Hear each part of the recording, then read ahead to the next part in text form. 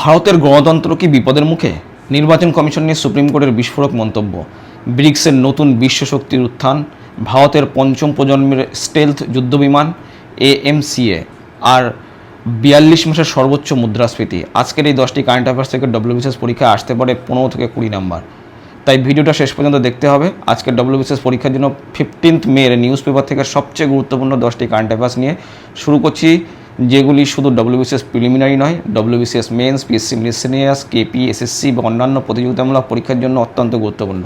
আজকের প্রতিটি টপিকের সঙ্গে আমরা static GK, constitutional link, international relation এবং এক্সাম ওরিয়েন্টেড ফ্যাক্টস কানেক্ট করব, যাতে একটি কারেন্ট অ্যাফেয়ার্স থেকে তোমাদের সম্পূর্ণ প্রস্তুতি হয়ে যায়। চলুন শুরু করা যাক আজকের প্রথম গুরুত্বপূর্ণ বিষয়। Welcome to the civil fusion. Topic 1, কেরলের নতুন মুখ্যমন্ত্রী VD সাথীসন। সম্প্রতি কেরলের রাজনীতিতে বড় পরিবর্তন এসেছে। রাজনৈতিক টানাপোড়েনের পরে কংগ্রেস নেতৃত্বাধীন UDF জোট VD সাথীসনকে নতুন মুখ্যমন্ত্রী হিসেবে নির্বাচন করেছে। এখানে পরীক্ষার জন্য গুরুত্বপূর্ণ বিষয় হলো কেরলের মূলত দুটি জোট পর্যায়ক্রমে ক্ষমতায় আসে। একদিকে হচ্ছে LDF আর একদিকে অর্থাৎ লেফট ডেমোক্রেটিক ফ্রন্ট, যার নেতৃত্ব দেয় CPIM, এটা তোমরা জানো। আর অন্যদিকে রয়েছে UDF, যেটা ইউনাইটেড ডেমোক্রেটিক ফ্রন্ট, যার নেতৃত্বে থাকে কংগ্রেস। বোঝা গেল। ভারতের অধিকাংশ রাজ্যে একটানা একটি দল বহু বছর ক্ষমতায় থাকলেও কেরলে এই রাজনৈতিক পালাবদল একটি বিশেষ বৈশিষ্ট্য। প্রত্যেকবারই এরা আমাদের কেরলের জনগণ সরকারকে চেঞ্জ করে দেয়। এখন গুরুত্বপূর্ণ সাংবিধানিক অংশটা দেখে নিই। ভারতের সংবিধানের 164 অনুচ্ছেদ অনুযায়ী বা আর্টিকেল অনুযায়ী রাজ্যপাল মুখ্যমন্ত্রীকে নিয়োগ করেন। তবে বাস্তবে যিনি বিধানসভায় সংখ্যাগরিষ্ঠ প্রমাণ করতে পারেন তাকেই কিন্তু মুখ্যমন্ত্রী হিসেবে জানানো হয়। এখানে আরেকটি গুরুত্বপূর্ণ অনুচ্ছেদ হলো 163, 164 আর 163। এই 163তে কী আছে? এই সেকশানে এই আর্টিকেল অনুযায়ী মুখ্যমন্ত্রী ও মন্ত্রিসভা রাজ্যপালকে পরামর্শ প্রদান করে। পরীক্ষায় আসতে পারে কি এখন যে কেরলের রাজধানী কোথায়? তিরুবনন্তপুরম। কেরলের হাইকোর্ট কোথায়? এর্নাকুলাম। এছাড়া কেরল ভারতের সর্বোচ্চ HDI হিউম্যান ডেভেলপমেন্ট ইন্ডেক্স সম্পন্ন রাজ্যগুলির একটি এবং সাক্ষরতার হার প্রায় 96%। এই ডেটাগুলো অবশ্যই মনে রাখবে। তাহলে প্রশ্নটা আমরা দেখে নিই, নিম্নলিখিত কোন বিবৃতিটি VD সাথীসন সম্পর্কে সঠিক? উত্তর হবে, ইনি AICC মহাসচিব, কেরলের প্রদেশ কংগ্রেসের সভাপতি ছিলেন। AICC মহাসচিব এবং কেরলের প্রদেশ কংগ্রেসের সভাপতি ছিলেন। তো আমরা ব্যাখ্যাগুলো সব অলরেডি যেহেতু কারেন্ট অ্যাফেয়ার্স বলে দিচ্ছি, ব্যাখ্যাগুলোকে আলাদা করে বলার দরকার নেই। তো আমরা নোটের আকারে পেয়ে যাবে হোয়াটসঅ্যাপ বা টেলিগ্রাম চ্যানেলে। তো এখানে আমরা অলরেডি আলোচনা করে দিয়েছি সংবিধানের 164 মুখ্যমন্ত্রী রাজ্যপালকে নিযুক্ত হন। আর কেরলের সর্বোচ্চ HDI রাজ্যগুলি প্রায় সাক্ষরতার হার 96%। কেরলের রাজধানী তিরুবনন্তপুরম, হাইকোর্ট এর্নাকুলামে। এবার আসি ভারতের গণতন্ত্রের অত্যন্ত গুরুত্বপূর্ণ একটি বিষয়, নির্বাচন কমিশনের স্বাধীনতা। সম্প্রতি সুপ্রিম কোর্টে মন্তব্য করেছে যে বর্তমানে চিফ ইলেকশন কমিশনার বা CEC নিয়োগ পদ্ধতি ক্ষমতাসীন সরকারের পক্ষে সুবিধাজনক হতে পারে। এখানে সবচেয়ে গুরুত্বপূর্ণ সাংবিধানিক অনুচ্ছেদ হলো আর্টিকেল 324। আচ্ছা, কোশ্চেনটাকে দেখে নিই। মুখ্য নির্বাচক কমিশনার CEC অপসারণ সংক্রান্ত কোন বিবৃতিটি সংবিধান অনুযায়ী সঠিক? উত্তর হবে, CEC-কে সুপ্রিম কোর্টের বিচারপতির মতো পদ্ধতিতে অপসারণ করতে হয়। এটা নিয়ে একটা বড় ধরনের কন্ট্রোভার্সি সৃষ্টি হয়েছে। তোমার সেন্ট্রাল গভর্নমেন্টের প্রাইম মিনিস্টার, তার একজন অন্য মিনিস্টার, তারই পার্টির অন্য একজন মিনিস্টার, আর বিপক্ষ দলের যে প্রধান সেই হবে তোমার পার্লামেন্টের যে প্রধান বিপক্ষ দলের, তাহলে opposition leader.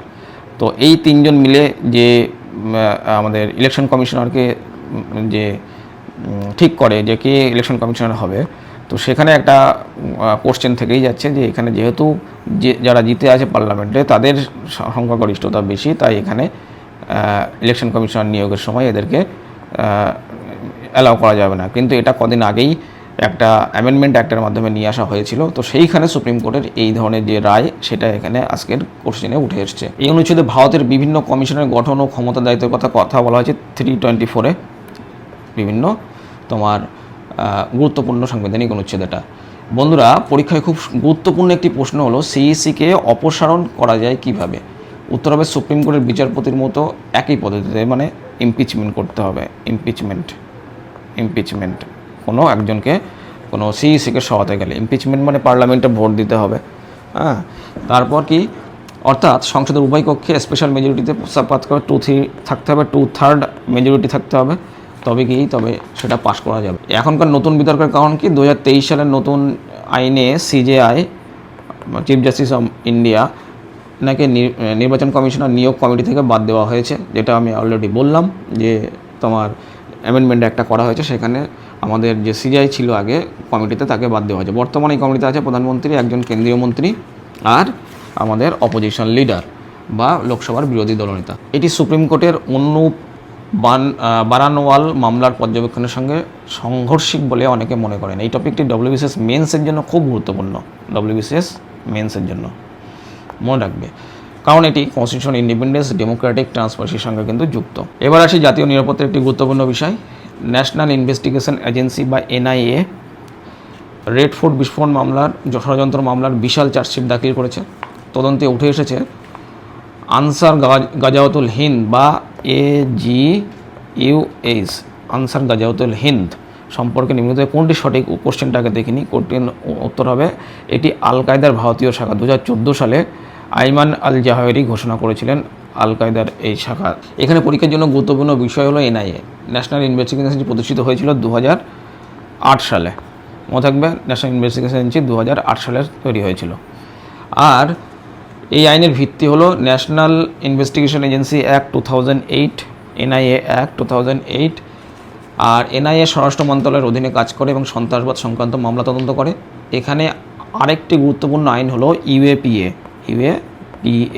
Unlawful activities prevention act. প্রথমে এই আইন 1967 সালে তৈরি হয়, পরে 2019 সালে বড় সংশোধন আনা হয়। বর্তমানে এই আইনের মাধ্যমে ব্যক্তিকেও সরাসরি সন্ত্রাসবাদী হিসেবে ঘোষণা করা সম্ভব UAPA এর মান্ডারে। এই টপিকের সঙ্গে AI ও তোমার ড্রোন টেকনোলজিরও ব্যবহার গুরুত্বপূর্ণ হয়ে উঠেছে, কারণ তদন্তে জানা গেছে জঙ্গিরা AI জেনারেটেড প্রোপাগান্ডা অর্থাৎ ড্রোন বেস সার্ভেলেন্স ব্যবহার করছে। বোঝা গেল? তাহলে এখানে আরও একটা কোশ্চেন থেকে গেল, TATP বা টাইসেটানিক টাইপার অক্সাইড বিস্ফোরক সাধারণত রাসায়নিক থেকে তৈরি সম্ভব না, যা পাশ্চাত্যে মাদার অফ সাতান নামে পরিচিত। ভারতের সন্ত্রাসবাদ দমনে NIA, NSG, IB, র এগুলো কিন্তু সক্রিয় ভূমিকা পালন করে। এবার আন্তর্জাতিক সম্পর্কের দিকে আসি। এখানে কোশ্চেনটি কি, 2024 সালে ব্রিক্স সম্প্রসারণের পর নিম্নলিখিত কোন দেশটি ব্রিক্সের নতুন সদস্য হয়েছে? উত্তর হবে ইন্দোনেশিয়া নতুন তোমার ব্রিক্সের সদস্য হয়েছে। ব্রিক্স সম্প্রসারণ বর্তমানে বিশ্বের অন্যতম ভূ রাজনৈতিক ঘটনা। প্রথমে ব্রিক গঠিত হয় BRIC, Brazil, Russia, India, China, এই 4টি দেশ নিয়ে। পরে সাউথ আফ্রিকা যোগ করলে ব্রিক্স হয়ে যায়। 2024 সালে ব্রিক্স আরও সম্প্রসারিত হয়েছে। নতুন সদস্য কারা কারা আছে? ইরান আছে, মনে রাখবে, ইজিপ্ট আছে, দেন তোমার UAE আছে, দেন সৌদি আরবিয়া আছে, আর ইন্দোনেশিয়া যোগ করেছে এই নতুন ইন্দোনেশিয়া। মনে থাকবে, তাহলে এই কটা দেশ ব্রিক্সের সাথে জয়েন করেছে। এখন প্রশ্ন হলো ব্রিক্স এত গুরুত্বপূর্ণ কেন? কারণ ব্রিক্স নিয়ে এখন বিশ্বের প্রায় 45%, মনে রাখবে 44% জনসংখ্যা এবং প্রায় 35% GDP প্রতিনিধিত্ব করে। ওয়ার্ল্ডের যত GDP আছে তার 35%। এই কটা দেশ 4 আর 4 8 এখন 9টা দেশ, হ্যাঁ এখানে 5 আর এখানে 5, 10টা দেশ। এখন 10টা দেশের টোটাল জনসংখ্যা হচ্ছে 45% এবং 35% হলো GDP। ব্রিক্সের নিজস্ব উন্নয়ন ব্যাংকও রয়েছে, তার নাম হলো NDB, national development bank, new development bank. মনে থাকবে, নিউ ডেভেলপমেন্ট ব্যাংক NDB, যার সদর দপ্তর হচ্ছে সাংহাইতে। এর সদর দপ্তর। ভারতের KV কামাত ছিলেন NDBর প্রথম প্রেসিডেন্ট। ভারতের KV কামাত প্রথম প্রেসিডেন্ট ছিলেন। ব্রিক্স বিশ্বের মোট জনসংখ্যার 45%, GDPর 35%। মনে রাখবে, আরও একটি গুরুত্বপূর্ণ বিষয় হলো ব্রিক্স এখন গ্লোবাল সাউথের কণ্ঠস্বর হিসেবে কাজ করছে। গ্লোবাল সাউথের কণ্ঠ হিসেবে কাজ করছে গ্লোবাল সাউথের। বিশেষ করে পশ্চিমা অর্থনৈতিক আধিপত্যের বিকল্প আন্তর্জাতিক কাঠামো তৈরির চেষ্টা করছে এই জোট। সম্প্রতি ভারতের হোলসেল প্রাইস ইন্ডেক্স বা WPI ভিত্তিক মুদ্রাস্ফীতি প্রায় 8.3% পৌঁছে গেছে, যা গত 42 মান্থসের মধ্যে সর্বোচ্চ। মনে থাকবে 42 মাসের মধ্যে 8.3%। এখানে প্রথম বুঝতে হবে WPI কি।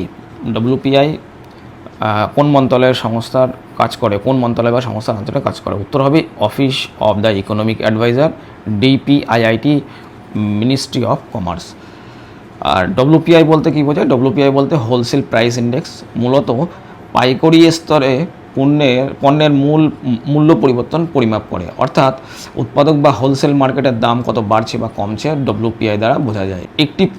এটি প্রকাশ করে অফিস অফ ইকোনমিক অ্যাডভাইজার বা যা ministry of commerce and industry অধীনে ডিপিআইটির অংশ। এখন প্রশ্ন হলো সিপিআই আর ডব্লিউপিআই এর মধ্যে পার্থক্য কী? সিপিআই আমরা কনজিউমার প্রাইস ইন্ডেক্স আর ডব্লিউপিআই হলো wholesale price index. Consumer price index সাধারণত মানুষের খরচের উপর নির্ভর করে তৈরি হয়, আর অন্যদিকে ডব্লিউপিআই উৎপাদক স্তরের মূল্য পরিবর্তন পরিমাপ করে। আরবিআই তার মনিটারি পলিসি নির্ধারণে সিপিআইকে ভিত্তি হিসেবে ব্যবহার করে। বর্তমানে আরবিআইয়ের ইনফ্লেশন টার্গেট হলো 4% ইনফ্লেশন টার্গেট, যেখানে আপার লিমিট 6% আর লোয়ার লিমিট 2%। এটা হচ্ছে এখনকার বর্তমানে আরবিআইয়ের যে ইনফ্লেশন টার্গেট সেটা। এবার দেখা যাক ডব্লিউপিআই কেন বাড়ছে। মূলত আন্তর্জাতিক তেলের দাম বৃদ্ধি, ক্রুড অয়েলের যে দাম বৃদ্ধি পাচ্ছে, আমরা জানি ইরান আমেরিকার যুদ্ধের জন্য এটা হচ্ছে, আর পশ্চিম এশিয়ার অস্থিরতা, এখানে যে যুদ্ধ হওয়ার জন্য পশ্চিম এশিয়ার অস্থিরতা তৈরি হয়েছে, জ্বালানি খাদ্যপণ্যের মূল্য বৃদ্ধি হয়েছে। এইখানে কী ধরনের প্রশ্ন হতে পারে? প্রশ্ন আসতে পারে ডব্লিউপিআই বেস এয়ার কত? উত্তর হবে 2011, 2011-12, 2011-12, এটা হলো বেস ইয়ার। ডব্লিউপিআই এর 3টি প্রধান উপাদান কী কী? Primary articles, fuel and power আর ম্যানুফ্যাকচারিং প্রোডাক্ট। এই বিষয়টি অর্থনীতি, কারেন্ট অ্যাফেয়ার্সের উভয়ের জন্য অত্যন্ত গুরুত্বপূর্ণ। এরপর হচ্ছে টপিক 6, ভারতের পঞ্চম প্রজন্মের যুদ্ধ বিমান। এটা হলো আমাদের টপিক 6। প্রতিরক্ষা প্রযুক্তির অত্যন্ত গুরুত্বপূর্ণ একটি প্রকল্প AMCA যেটা বলা হয়, বা অ্যাডভান্স মিডিয়াম কম্ব্যাট এয়ারক্রাফট সম্পর্কে নিম্নলিখিত কোন বিবৃতি সঠিক? উত্তর হবে AMCA হলো ডিআরডিওর এডিএ কর্তৃক উন্নয়নাধীন ভারতের প্রথম স্টেলথ প্রযুক্তি সম্পন্ন পঞ্চম প্রজন্মের যুদ্ধ বিমান। পঞ্চম মানে 5th generation. Advance medium combat aircraft হলো ভারতের প্রথম indigenous 5th generation stealth fighter aircraft. এটি তৈরি করেছে ডিআরডিওর অধীন এডিএ বা অ্যারোনটিক্যাল ডেভেলপমেন্ট এজেন্সি। এই বিমানে কি থাকবে? স্টিলথ টেকনোলজি থাকবে, AESA রেডার, তারপর তোমার ইন্টারনাল ওয়েপেন বে থাকবে, অ্যাডভান্স ইলেকট্রনিক ওয়ারফেয়ার সিস্টেম থাকবে। এইগুলো তোমার বিমানে থাকবে। বন্ধুরা, স্টিলথ টেকনোলজি বলতে এমন প্রযুক্তিকে বোঝায় যার মাধ্যমে বিমানকে রাডারে সহজে ধরা যায় না। বর্তমানে বিশ্বের মাত্র কয়েকটি দেশের কাছে পঞ্চম প্রজন্মের যুদ্ধ বিমান রয়েছে, যেমন ইউএসের কাছে আছে F-22 আছে, F-35 আছে, যেটা ইরান যুদ্ধের সময় আমরা দেখেছি এবং সেগুলোও নামানো হয়েছিল মিসাইলের মাধ্যমে। রাশিয়ার SU-57 এরাও কিন্তু স্টেলথ ফাইটার জেট, আর চায়নার হচ্ছে J-20, যেটা তোমার অপারেশন সিন্দুরের সময় যখন ইন্ডিয়া পাকিস্তানের মধ্যে যুদ্ধ হয়েছিল সেই সময় কিন্তু এটা ব্যবহার করা হয়েছিল। তো অবশ্যই এগুলো মনে রাখবে, এগুলো স্টেলথ ফাইটার। তাহলে কার কার কাছে? ইউএস, রাশিয়া, চায়নার কাছে আছে, আর ইন্ডিয়ার কাছে আবার AMCA এলো। ভারতের AMCA প্রকল্পের মাধ্যমে সেই তালিকায় যুক্ত হতে চলেছে। এখানে আরও কিছু স্ট্যাটিক জিকে আসতে পারে, যেমন ডিআরডিও প্রতিষ্ঠা হয় 1958, তারপর সদর দপ্তর হচ্ছে নিউ দিল্লি, তারপর তোমার হচ্ছে ADA সদর দপ্তর কোথায়? সেটা হলো বেঙ্গালুরু। এইগুলো তোমার মনে রাখতে হবে। আর বর্তমানে ভারতের অপারেশনাল ইন্ডিজেনাস ফাইটার এয়ারক্রাফট কি? LCA, মনে রাখবে এটা, LCA Tejas MK-5, Tejas MK-1A, এইটা হলো তোমার বর্তমানে ইন্ডিজেনাস এয়ারক্রাফট। AMCA ভারতের মেক ইন ইন্ডিয়া এবং আত্মনির্ভর প্রতিরক্ষা নীতির একটি গুরুত্বপূর্ণ অংশ। নেক্সট টপিক হলো কি? জল জীবন মিশন 2.0। জল জীবন মিশন। কোশ্চেনটি কি? জল জীবন মিশন সম্পর্কে নিম্নলিখিত কোনটি সঠিক নয়? উত্তর হবে এই মিশনের লক্ষ্য প্রতিটি শহরের পরিবারে কলের জল পৌঁছে দেওয়া। তো জল জীবন মিশন নিয়ে যে আলোচনা করব, সেখানে 2019 সালে প্রধানমন্ত্রী নরেন্দ্র মোদী এই প্রকল্প ঘোষণা করেছিলেন। এর মূল লক্ষ্য ছিল হর ঘর জল, হিন্দিতে যেটাকে বলা হয় হর ঘর জল, অর্থাৎ প্রতিটি গ্রামীণ পরিবারের বাড়িতে পাইপলাইনের মাধ্যমে বিশুদ্ধ পানীয় জল পৌঁছে দেওয়া। এই প্রকল্প পরিচালনা করেন মিনিস্ট্রি অফ জল শক্তি। মনে রাখবে, অনেকেই ভুল করে মনে করেন এই প্রকল্প শহরাঞ্চলের জন্য, কিন্তু বাস্তবে এটি মূলত রুরাল ড্রিঙ্কিং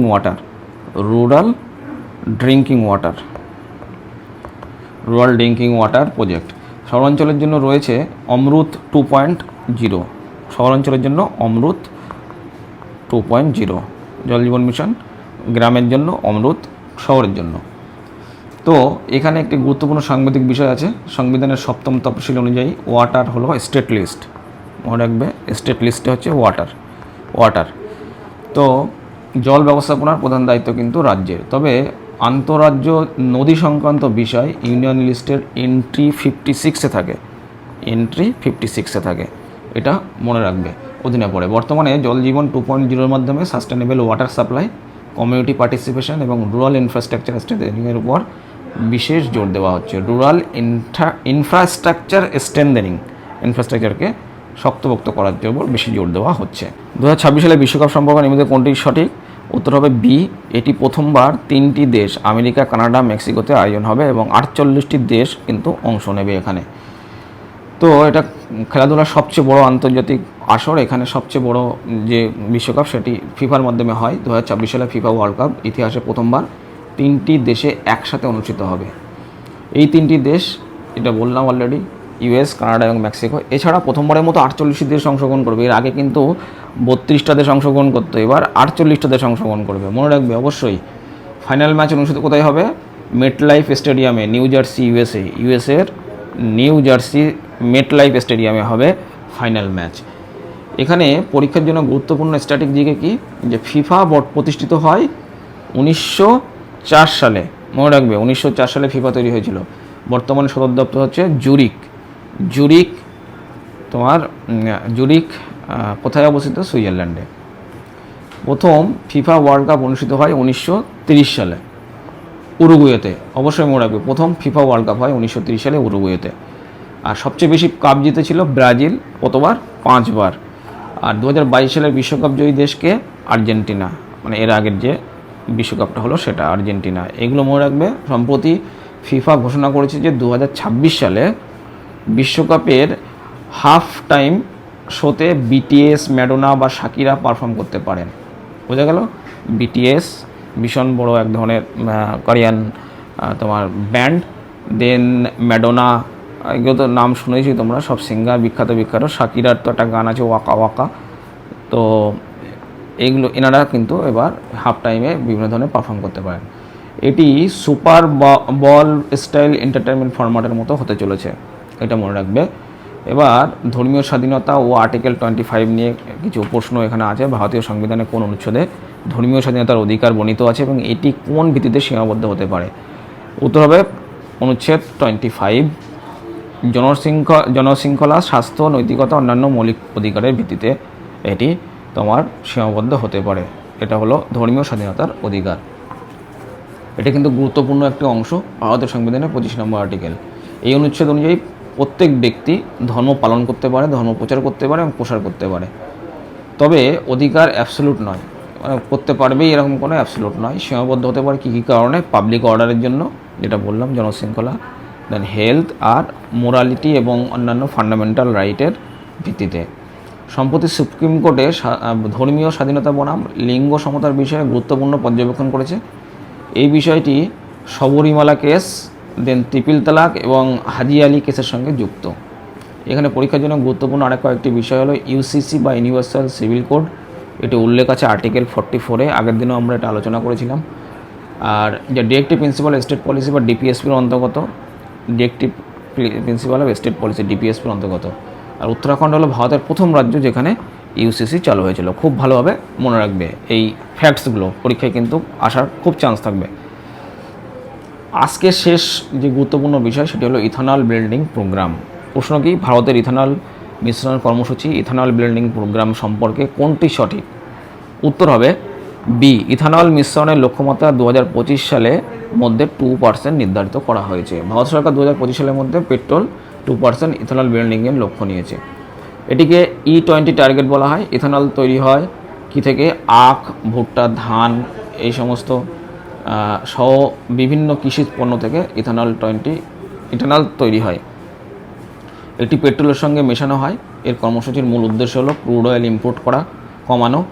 তাহলে এটা কেন করা হচ্ছে? ক্রুড অয়েল ইম্পোর্ট কমানোর জন্য, পলিউশন কমানোর জন্য এবং কৃষকদের অতিরিক্ত আয় নিশ্চিত করার জন্য। ঠিক আছে, অতিরিক্ত আয় নিশ্চিত করার জন্য এবং গ্রিন ফুয়েল ব্যবহার বাড়ানো।